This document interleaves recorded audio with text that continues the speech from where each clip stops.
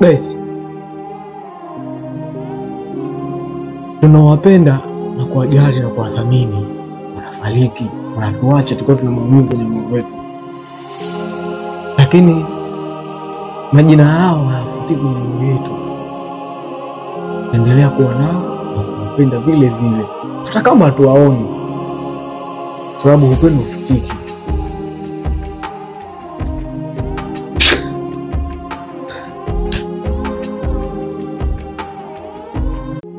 Guys, jogoo huwa anawahi kuamka na anawika, lakini hawezi kufungua mlango.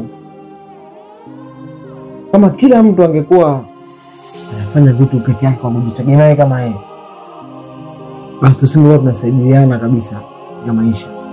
Kwa kila mtu akiamka anafanya vitu vyake, anaondoka. Kama mabubu watusemeshane.